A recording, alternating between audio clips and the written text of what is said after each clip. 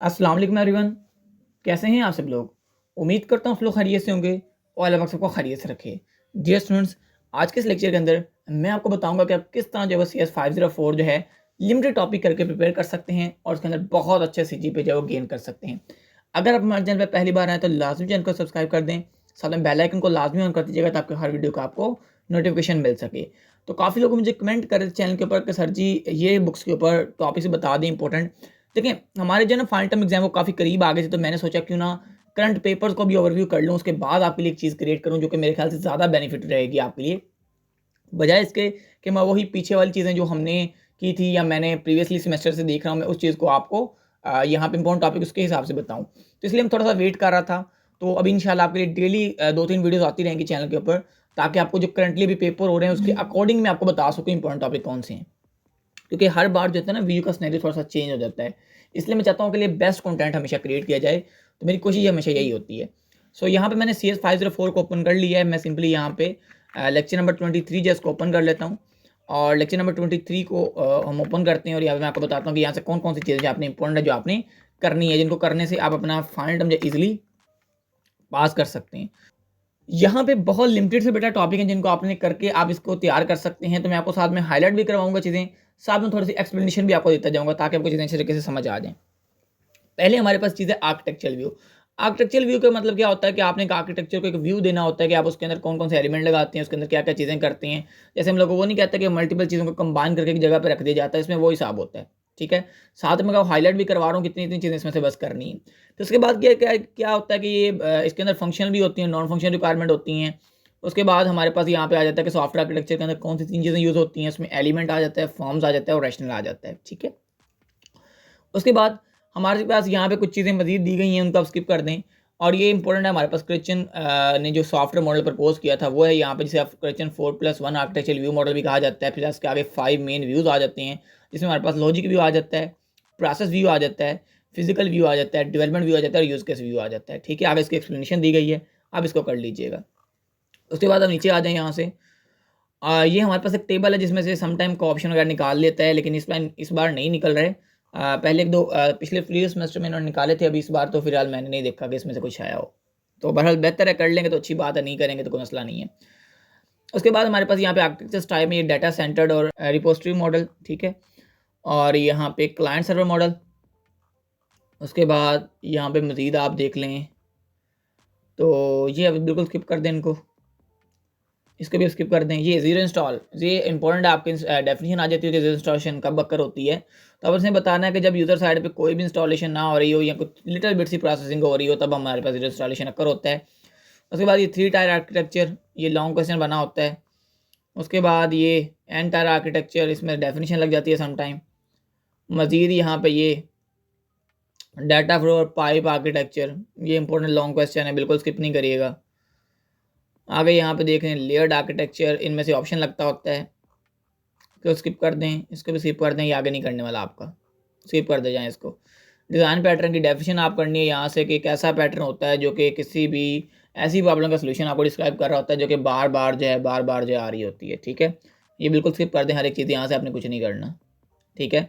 Lecture number 27 पे आ जाएँ, यहाँ पे बेसिक कंटेंट क्या होता है ये आप लोग देख लें, ठीक है? उसके बाद नीचे आ जाएँ, यहाँ पे डेफिनेशन इंपॉर्टेंट है, इनमें से ऑप्शन निकाला जाता है कि जब आपके पास एक ऑब्जेक्ट जो होता है दूसरे पे डिपेंडेंट होता है, तभी जब हम एक ऑब्जेक्ट को चेंज करते हैं दूसरा भी हमें मॉडिफाई करना पड़ता है, ठीक है? उसके बाद यहाँ पे सिंगल पैटर्न जो है, सिंगल टर्न पैटर्न जो है, इसकी डेफिनेशन आ जाती है, ऑप्शन निकल आते हैं बहुत ज़्यादा, ये कर लीजिएगा, ठीक है? उसके बाद ये फकेड पैटर्न का ऑप्शन निकल आता है, तो ये भी बिल्कुल स्किप ना करिएगा। उसके बाद यहाँ पे मज़ीद मैं देख लेता हूँ और कोई चीज़ आपके लिए इंपॉर्टेंट है तो मैं आपको करवा देता हूँ। नहीं जी, लेक्चर नंबर 28 आ गए।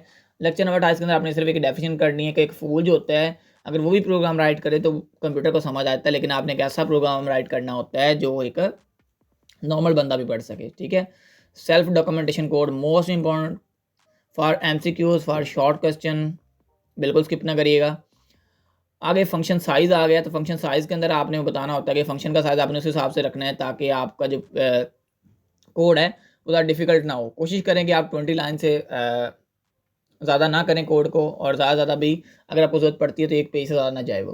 उसके बाद आइडेंटिफायर्स नेम, यहाँ से आपने बेसिकली बस ये देखना होता है कि अगर आप ये चीज़ कर रहे हैं तो क्या ये चीज़ ठीक है या आपको ये चीज़ जाननी चाहिए। तो एक गुड प्रोग्रामर जो होता है वो हमेशा वेरिएबल का जो नेम होता है उसको ऐसे असाइन किया जाता है जैसे कि वो खुद ही अपना मतलब प्रोनाउंस कर रहा होता है। जैसे अब यहाँ पे देखें x इक्वल टू 0 है, तो x इक्वल टू 0 हम लिखेंगे तो कुछ बंदों को ये चीज़ समझ आ जाएगी कि प्रोग्राम तो इसको समझ जाएगा, कंपाइलर तो इसको समझ जाएगा, लेकिन इंसान नहीं समझ सकता। इसकी बजाय अगर हम ये लिख दें if allocated flag equal to new number, तो आप भी समझ सकते हैं इस चीज़ को। तो इसलिए वो कह रहा है कि आप कोडिंग में ऐसा किया करें जिसमें एक मशीन तो समझ ही सकती है कोड को, एक इंसान भी समझ जाए इजीली। उसके बाद कोडिंग स्टाइल गाइडलाइन आ गई, इसमें ये नेमिंग कन्वेंशन का टॉपिक है। उसमें आगे ये असल में मेन है, जनरल नेमिंग कन्वेंशन। यहाँ पे जब आप क्लास बनाते हैं कोई भी, तब आपने कैसे बनानी है। अगर आप कोई वेरिएबल का नेम रख रहे हैं तब आपने कैसे रखना है, कोई कांस्टेंट का नेम रख रहे हैं तब आपने कैसे रखना है। ये इंपॉर्टेंट है सारे, ऑप्शन पॉइंट ऑफ व्यू से भी, short question point of view से, इनमें से एक आधा लॉन्ग क्वेश्चन में निकाला जाता है। ओके, उसके बाद यहाँ पे मेथड का दिया गया कि आपने मेथड और फंक्शन जब बनाने होते हैं तब आप क्या करते हैं। तो ये कल भी लॉन्ग क्वेश्चन लगा हुआ था, ये भी कल लॉन्ग क्वेश्चन लगा हुआ था टेम्पलेट। उसमें उसने पूछा था जी कि ये मेथड फंक्शन इसको बनाने का तरीका बताएं, टेम्पलेट को बनाने का तरीका बताएं। ठीक है, तो ओवरऑल काफ़ी इस तरह की चीज़ें पूछ लेता है। यहाँ से भी ये तकरीबन ये 10-11 बनते हैं, 12 इनमें से एक आधा पूछ लेते हैं। उसके बाद ये इसने पूछा हुआ था इस प्रीफिक्स क्या होता है, कहाँ पर यूज़ किया जाता है। तो ये बूलियन के अंदर यूज़ किया जाता है, ये आपको पता होना चाहिए। उसके बाद यहाँ पे टर्म गेटर सेटर फंक्शन है, उसको कैसे एक्सेस किया जाता है। और यहाँ पे मज़ीद ये चीज़ें आपके करने वाली हैं, आप इनको एक बार देख लें, आपको सारी चीज़ें समझ आ जाएंगी, इनमें से कुछ छोड़ने वाला नहीं है। उसके बाद ये हेडर फाइल जो होती है इसको आप कौन सा नाम देते हैं, तो जनरल रिकमेंड कौन सा नाम किया जाता है ये आपको आना चाहिए। क्लास नेम जो है वो फाइल नेम के साथ मैच होना चाहिए, तो ये आपको आना चाहिए। उसके बाद ये स्पेशल करैक्टर जो होते हैं, टैब, स्पेस, प्रिंटर वगैरह, इनको अलाउ नहीं होते, ये आप यूज़ नहीं करेंगे। उसके बाद फंक्शन को आप स्प्लिट नहीं कर सकते, ये बताया गया इस लाइन के अंदर। तो काफ़ी चीज़ें हैं इसके अंदर खैर करने वाली, मैं बहरहाल आपको सिर्फ मेन चीज़ों करवा रहा हूँ। उसके बाद ये वेरिएबल बनाते हुए किन किन चीज़ों का ध्यान रखना चाहिए, जिसको आप गलतियाँ करते हैं, कॉमन मिस्टेक्स जो आप करते हैं, ये वो बताई गई हैं इसके अंदर, ये आपने एक बार देख लेना है। उसके बाद यहाँ पे मज़ीद अगर मैं देख लूँ कोई चीज़ आपके लिए है करने वाली, तो ये कमेंट्स क्यों लगाए जाते हैं जी, कमेंट्स का क्या फ़ायदा होता है, ये कल पूछा गया था, तो ये भी आपको आना चाहिए। उसके बाद मज़ीद ये इसमें से भी एक आधा निकाल लेता होता है, ये शॉर्ट सर्किटिंग, लॉजिकल ऑपरेशन और बूलियन ऑपरेशन कहाँ पे यूज़ किए जाते हैं जी, ये शॉर्टकट्स और क्रिप्टिक कोड में यूज़ किए जाते हैं, ये आपको पता होना चाहिए जी। लेक्चर नंबर 31 आ गया, इसके अंदर स्टूडेंट का कॉन्सेप्ट है, ये आपको आना चाहिए। उसके बाद स्किप करके आ जाएँ सारा, ये आपके लिए नहीं करने वाला। मेरे को एक आध चीज़ें हैं करने वाली, लेकिन आपने फिर इसमें कन्फ्यूज़ हो जाना है। ये वही बंदा कर सकता है जिसको प्रोग्रामिंग आती है, प्रोग्रामिंग नहीं आती तो वो नहीं कर सकता इतनी जल्दी इसको। पोर्टेबिलिटी क्या होता है, इसकी डेफिनेशन आपको आनी चाहिए कि पोर्टेबिलिटी क्या होता है कि एक प्लेटफॉर्म से दूसरे प्लेटफॉर्म पे सॉफ्टवेयर को मूव करवाना। स्टिक टू स्टैंडर्ड क्या होते हैं, ये दोनों ही लगे होते हैं, इनको कर लीजिएगा। उसके बाद यहाँ पे मज़ीद हम लोग देख लेते हैं, कोई चीज़ है करने वाली तो मैं आपको करवा देता हूँ। ठीक है, यहाँ पे एक्सेप्शन हैंडलिंग का कंसेप्ट आ गया है, तो इनमें से एक ऑप्शन बनाया जाता है, तो और कोई इतना ज़्यादा इंपॉर्टेंट नहीं है, बस एक बार थ्योरी पढ़ लेना, आपको ऑप्शन के पॉइंट ऑफ व्यू से अगर ये क्लियर हो गया तो बस बात खत्म, आगे नहीं करना इसको। ये इनमें तो इतना कुछ नहीं आता, सिर्फ एक आधा ऑप्शन निकालता है और इसमें कुछ भी नहीं निकालता, ये स्किप कर दें सारा। सॉफ्टवेयर इंजीनियरिंग में जो क्वेश्चन पूछे जाते हैं ना, बेसिकली टेस्टिंग के अबाउट पूछे जाते हैं कि टेस्टिंग क्या करती हैं, क्या किससे नहीं करनी है। सॉफ्टवेयर टेस्टिंग का इंपॉर्टेंट लेक्चर शुरू हो गया है, लेक्चर नंबर 36। इसमें जी वेरिफिकेशन क्या होता है कि आप जब का जो सॉफ्टवेयर है वो सारी की सारी सिस्टम रिक्वायरमेंट को फुलफिल कर रहा हो। वैलिडेशन क्या होता है कि वो यूज़र की एक्सेप्टेशन को मीट कर रहा हो। डिफेक्ट क्या होता है कि आप कोई एरर निकाल रहे हो, ठीक है, कोई एरर निकल के आया, कोड वो कर ही नहीं रहा जो आप चाह रहे हो उससे, ठीक है। उसके बाद सॉफ्टवेयर टेस्टिंग क्या होता है, सॉफ्टवेयर एंड डिफेक्ट क्या होता है, ठीक है, ये सारे करने वाले हैं। बाकी ये एक लाइन यहाँ से कर लीजिए कि test to be successful if it does discover any error. इसमें बेसिकली दो बंदे होते हैं जब आप सॉफ्टवेयर को टेस्ट कर रहे होते हैं। जो टेस्टर होता है उसकी कोशिश ये होती है कि मैं प्रोग्रामर का एरर निकालूं, और प्रोग्रामर की कोशिश ये होती है कि मेरा कोई एरर ना निकले। तो ये दोनों एक दूसरे के ना वो खिलाफ ही होते हैं।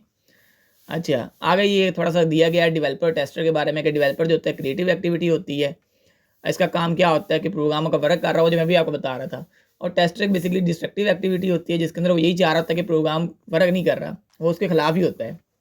तो मैं आपको ये बात पहले ही बता रहा था। और उसके बाद ये टेस्टिंग एंड सॉफ्टवेयर फेसेस में से समटाइम ये डायग्राम में लगा दी जाती है। मोस्ट इंपॉर्टेंट नहीं है हाँ, बट करनी चाहिए आपको। Description of testing phase most important है। Unit testing, module testing, sir इसमें लॉन्ग क्वेश्चन लगाया होता है इन्होंने। Black box testing, white box testing, effective testing, कल भी लगे हुए थे ये तीनों। उसके बाद इक्विवेलेंस क्लास हमेशा ही लगा होता है, इसमें ये दो बतानी होती हैं बस, ये कि अगर एक एरर निकाल रही है एक क्लास तो दूसरी क्लास भी एरर निकाले, अगर पहला टेस्ट एरर नहीं निकाल पा रहा तो दूसरा भी ना निकाले। बस ये इसमें ये चीज़ें होती हैं। उसके बाद ये पाथ कैसे बनाते हैं ये आपको पता होना चाहिए कि ये एज जो होते हैं, ये जो लाइन है ये आपका पाथ होता है। तो उसकी बात कर रहा है। उसके बाद ये वाइट बॉक्स टेस्टिंग के आगे 3 कवरेज निकल आती हैं, ब्रांच कवरेज, ठीक है, पाथ कवरेज, और ये उसके बाद ये दूसरी सी कवरेज आ जाती है, ठीक है। अच्छा, यूनिट टेस्टिंग के अंदर ये जो है ना प्रिंसिपल क्या होते हैं, ये आपको पता होना चाहिए कि सारे के सारे। उसके बाद यहाँ पे मज़ीद आप लोग देख लें तो यहाँ पे कोई भी चीज़ इंपॉर्टेंट नहीं है आपके लिए। उसके बाद यहाँ पे इसको स्किप करके आ जाएँ। स्टैटिक एनालिसिस के अंदर हमारे पास ये आपको 2-3 नाम आने चाहिए कि जब ये डाटा फॉल्ट होता है तब क्या होता है, ठीक है। कंट्रोल फॉल्ट, इनपुट आउटपुट के, ये थोड़ी सी चीज़ें आपके लिए हैं करने वाली, उसके अंदर इंपॉर्टेंट नहीं है चीज़ें। उसके बाद यहाँ पे नीचे आ जाएँ, बिल्कुल स्क्रॉल करके, ये सारा इंपॉर्टेंट नहीं है, फजूल है। मेमोरी लीक में से एक शॉर्ट क्वेश्चन निकल आता है तो ये आप लोग कर लीजिएगा। समटाइम ऑप्शन निकल आता है, ये आप लोग बिल्कुल स्किप नहीं करिएगा। उसके बाद ये लेक्चर सारे के सारे फजूल हैं, इनमें से कुछ भी करने की जरूरत नहीं है। उनमें से लगाए जाते हैं लॉजिकल एरर में से ना, पॉइंटर एरर आ गया है, लूप एरर, लॉजिकल एरर होता है एक ना, ये मेमोरी ओवररन के पीछे होगा। फिर कोडिंग एरर, ये रहा जी। हाँ जी, जब आपका प्रोग्राम वो कर रहा होता है जो आप उससे एक्सपेक्ट नहीं कर रहे, यानी कि जब आप लॉजिकल बना रहे हो कि जमा की जगह माइनस लगा दिए तो आपके पास लॉजिकल एरर कर होकर आ रहा होता है, तो ये उसने पूछा था जी। उसके बाद यहाँ पे कुछ नहीं है करने वाला, बस वैसे ही को थोड़ा बहुत नाम है कि जिस लेडी ने उसको प्रेजेंट किया था हर बग को। उसके बाद मार्क 2 वाला एक ऑप्शन लगाया जाता है, वो कुछ ज़्यादा इंपॉर्टेंट नहीं है। ये कुछ लेक्चर्स हैं जो आपके लिए इंपॉर्टेंट है। होप सो कि आपको वीडियो अच्छी लगी होगी। वीडियो अच्छी लगे तो लास्ट में कमेंट शेयरिंग करके जाइएगा जी। तो डियर स्टूडेंट्स, मैंने आपको इंपॉर्टेंट टॉपिक्स जो हैं वो सारे के सारे बता दिए हैं। अगर आप इन टॉपिक्स को खुद से तैयार कर सकते हैं तो ठीक है। अगर आप चाहते हैं कि मैं आपको तैयार करवा दूँ 23 से लेकर 45 लेक्चर तक, तो मुझे व्हाट्सएप पर कॉन्टैक्ट करें। पेड लेक्चर मैं आपको दूंगा और उसके अंदर आपको 23 से 45 तक जितनी भी चीज़ें हैं वो सारी की सारी करवा दूंगा, ठीक है। 23 से 45 तक ये समझ लें कि जो आपका फाइनल टर्म का सिलेबस है वहाँ तक आपको सारी की सारी चीज़ें जो है वो करवा दूंगा। अल्लाह हाफिज़ और अस्सलाम वालेकुम।